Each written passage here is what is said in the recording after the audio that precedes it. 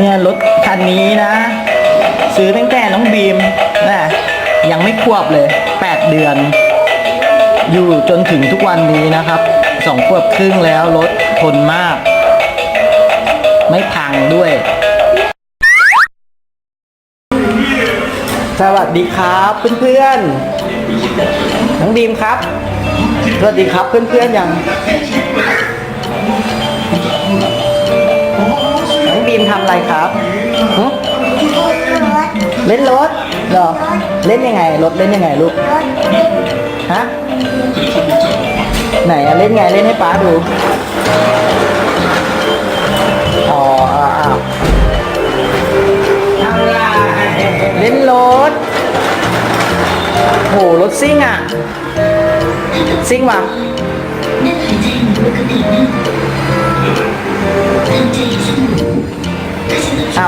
ไปเอารถวิ่งไปเร็ว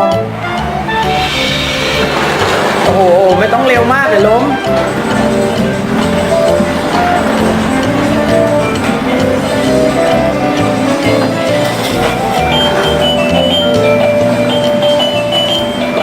น้องบีมอาบน้ำยังครับเนี่ยฮะอาบน้ำยังเนี่ยตื่นมา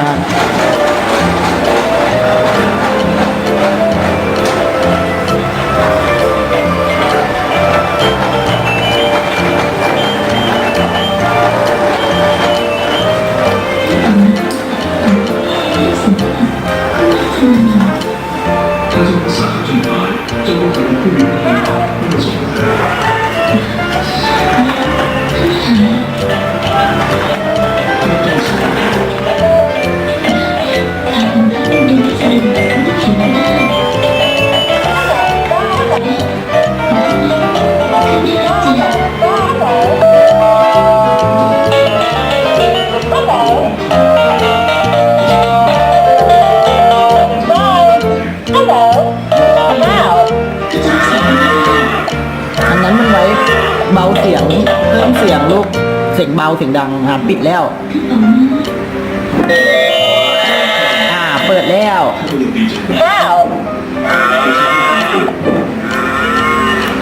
เบาเสียงแล้ว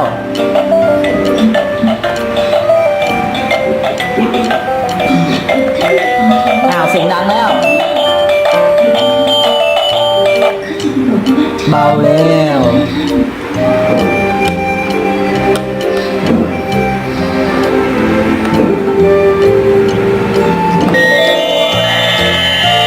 เปิดแล้ว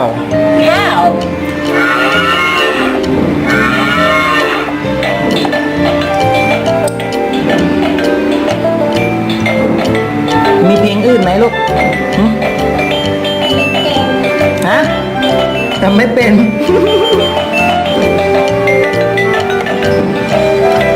หมาไงหมากดได้ไหมดอก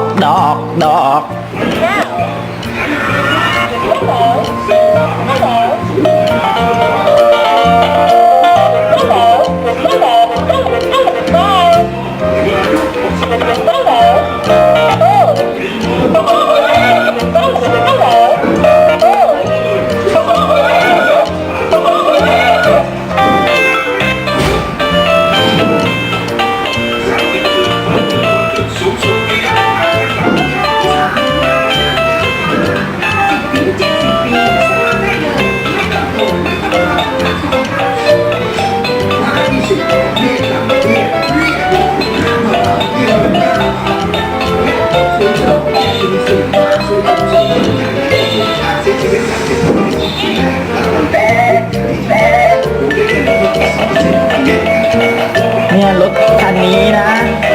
ซื้อตั้งแต่น้องบีมนะยังไม่ควบเลย8 เดือนอยู่จนถึงทุกวันนี้นะครับ2 ขวบครึ่งแล้วรถทนมาก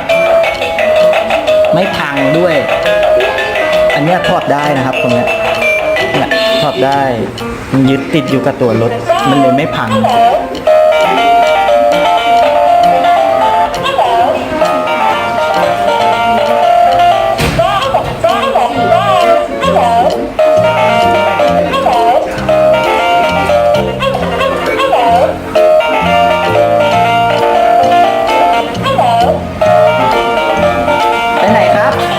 บ บีมไปไหนเอาอะไรเอาไปเอามาดิ